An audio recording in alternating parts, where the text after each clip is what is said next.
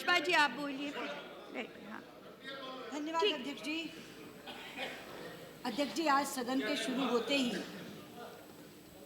आपने पीठ से उन शहीदों को श्रद्धांजलि दी जो कल के हैदराबाद बम विस्फोट में मारे गए थे। अध्यक्ष जी, ये बहुत ही दुर्भाग्यपूर्ण हादसा है, बेहद दर्दनाक और शर्मनाक भी। मेरी जानकारी के अनुसार 14 लोगों की मौत हो गई है, 119 लोग घायल हैं, जिनमें से 7 की हालत अत्यंत चिंताजनक है।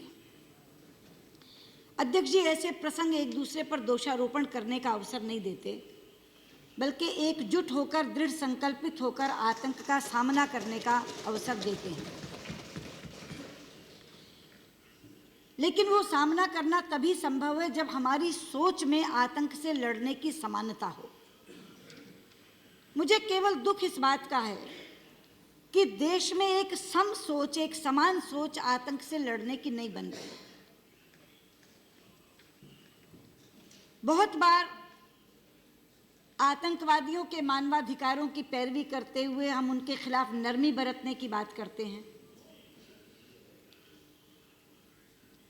बहुत बार केंद्र सरकार केवल ये जानकारी देकर राज्य सरकार को कि आपके यहाँ ऐसा हो सकता है, अपने कर्तव्य की इतिश्री कर लेती है, जैसा कि इस केस में भी हुआ है। स्वयं गृह मंत्री ये कह रहे हैं कि हमने जानकारी दी थी।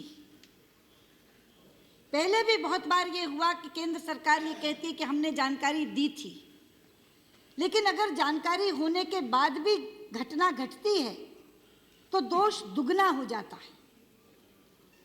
अगर जानकारी दी थी तो केंद्र सरकार क्या कर रही थी, राज्य सरकार क्या कर रही थी?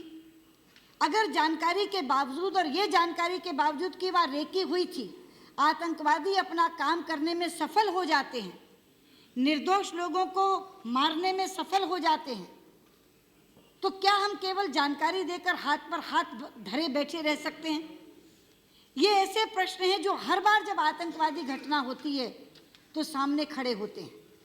लेकिन जैसा मैंने कहा कि अगर आतंकवाद से लड़ने की एक समान सोच देश में तैयार हो जाए और हम सब ये समझ लें कि आतंक को किसी मजहब की दृष्टि से नहीं देखना, आपस में बंटना नहीं है, बल्कि आतंकवादी का कोई धर्म नहीं होता, आतंकवादी का कोई रंग नहीं होता, आतंकवादी सिर्फ आतंकवादी होता है, ये सोचकर पूरा का पूरा देश इकट्ठा होकर के इसका सामना करने लगे तो जो हम ग्लोबल टेररिज्म की बात करते हैं और लोगों से लड़ने की बात करते हैं, अंतर्राष्ट्रीय जगत पे अन्य देशों को साथ लेने की बात करते हैं, उससे पहले देश को एक होना होगा।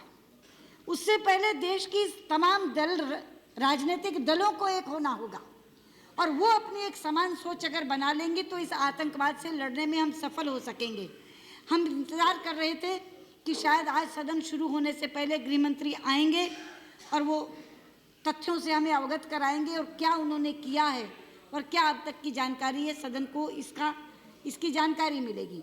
लेकिन जैसा कि अभी संसदीय कार्य मंत्री ने बताया कि वो अभी तक पहुँचे नहीं हैं और 2 बजे वो इसका जवाब यहाँ देंगे, तो मुझे लगता है कि प्रारंभिक बात मैंने आज जो कहनी थी वो कही है। 2 बजे जब उनका जवाब आएगा तब हम उसकी जानकारी के आधार पर अपनी आगे की बात रखेंगे और 2 बजे इसी विषय को आप लें, ये मैं आपसे अनुरोध करूँगी। धन्यवाद।